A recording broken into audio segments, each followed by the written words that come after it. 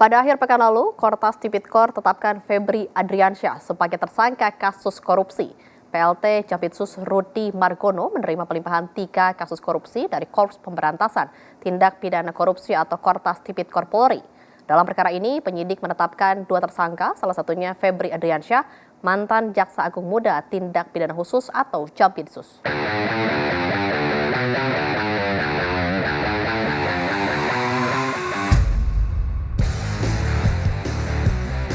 Pelaksana tugas sementara Jaksa Agung Muda Tindak Pidana Khusus Rudi Margono menerima pelimpahan berkas perkara terkait 3 kasus korupsi dari Kortas Tipikor Polri. 3 kasus tersebut meliputi dugaan korupsi di sektor batubara, Asabri, dan Krakatau Steel. Sebelum pelimpahan berkas, penyidik juga telah melakukan penggeledahan di sejumlah lokasi, di antaranya Money Changer, Cafe The Clan Sinakcur, serta rumah di kawasan Sentul. Rudi Margono menegaskan, pihaknya telah menerima berkas perkara untuk diteliti dan ditindaklanjuti sesuai prosedur hukum yang berlaku. Apa yang disinergikan yang penting adalah untuk kecepatan. Yang pertama, untuk pengembangan alat bukti untuk maksimalitas, kemudian pengembangan barang bukti. Dan yang lebih penting adalah sinergi. Hari ini walau diserahkan kepada Jampitsus, kita tetap koordinasi sinergi dengan Kortas Tipikor.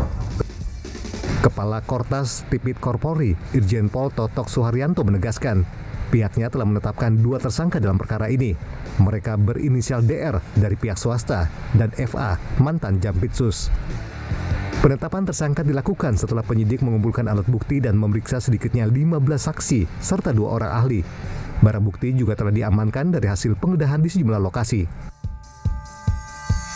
Bahwa penanganan Polri, penanganan penyidikan terhadap 3 perkara telah dilimpahkan ke Kejaksaan Agung dalam rangka untuk sinergitas yang tadi telah disampaikan oleh PLT Jampitsus. Proses penanganan yang dilakukan oleh Polri, kita telah melakukan pemeriksaan terhadap 15 saksi, kemudian 2 ahli, termasuk telah melakukan beberapa penggeledahan di beberapa lokasi yang rekan-rekan seluruhnya sudah sejak awal monitor dan mengetahui. Proses hukum terhadap para tersangka bakal terus berlanjut, sering pendalaman perkara oleh penyidik dan penuntut umum. Faisal Fazri, Jawa Post TV, Jakarta.